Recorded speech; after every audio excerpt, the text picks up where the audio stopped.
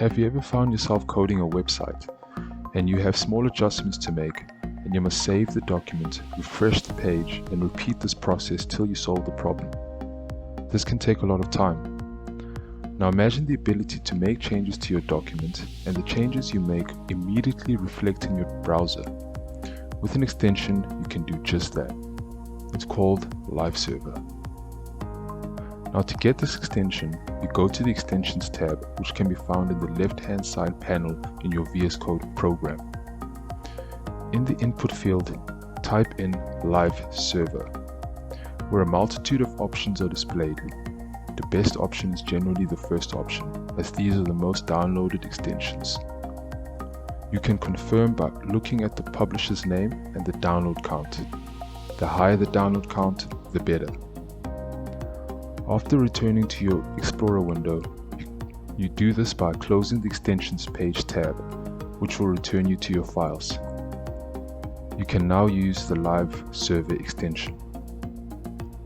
There are a couple of methods you can use to view your file using the Live Server extension.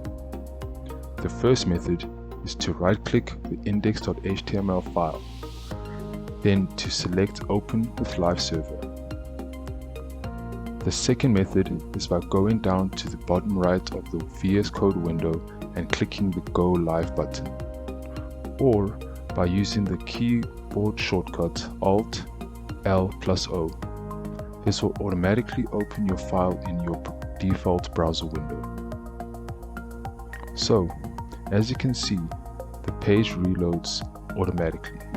However, if you are to make changes to the document, nothing will happen, because we still need to save the document.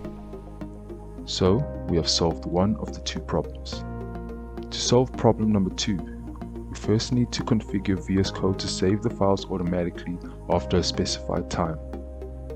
To do this, we click on the gear icon in the bottom left of your VS Code window.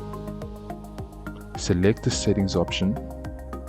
You can search autosave in the settings window, and it should bring up the autosave setting below. The default will be off. Select after delay. You can specify the delay count.